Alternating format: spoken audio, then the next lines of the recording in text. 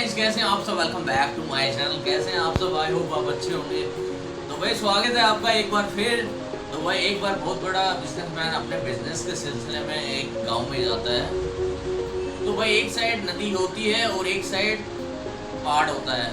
अगर वह नदी के एरिया से जाएगा तो उसको लगेंगे 1 घंटा, अगर पहाड़ी एरिया से जाएगा तो उसको लगेंगे 2 घंटा। तो वह अपना टाइम बचाने के चक्कर में ना वो नाव में बैठता है। तो नाव में बैठा बैठा रहता है। तो नाव वाले से कहता है, तुम जानते हो तुम्हारी नाव में कौन बैठा है? तो नहीं साहब, मैं नहीं जानता। अरे तुम अखबार नहीं पढ़ते? अरे साहब, मुझे कहाँ पढ़ना लिखना आता है। जब मैं छोटा सा था ना, तब से मेरे पिताजी गुजर गए थे और जो जिम्मेदारी है वो मेरे ऊपर आ गई। तब से मैं अपना यही गुजारा करता हूँ और अपना पेट यही पालता हूँ। अरे तुम्हें पढ़ना लिखना तक नहीं आता, ऐसी जिंदगी का क्या फायदा? उस बिजनेस वाले मैन ने उसका मजाक उड़ाया तो वो बेचारा मायूस हो गया चलते चलते। तो तभी एक बार फिर बिजनेसमैन ने उससे बात की, तुम जानते हो मैं तुम्हारे गांव में एक मिनरल बोतल की फैक्ट्री लगाऊंगा। वो कुछ अनसुना हो जाता है कि उसे कुछ समझ में नहीं आया। बोला कि क्या साहब? अरे मैं तुम्हारे गांव में पानी की बोतल की फैक्ट्री लगाऊंगा। वो एरिक ने जो भी बोला।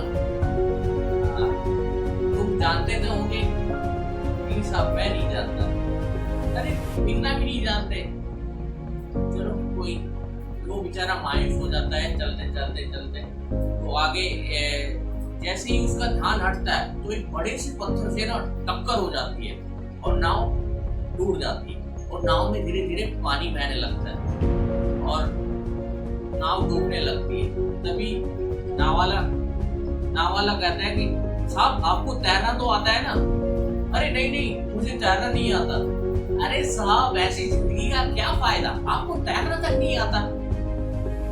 तुम जो कहोगे वो मैं तुम्हें करने को तैयार हूँ। तुम जो कहो, प्लीज मेरी जान बचा लो, प्लीज मेरी जान बचा लो। अरे साहब आप फिक्र मत करो, मैं आपको किनारे तक लेके चलूंगा। आप मेरे पीठ पे बैठ जाओ और मैं आपको किनारे तक लेके चलूंगा। और उस आदमी ने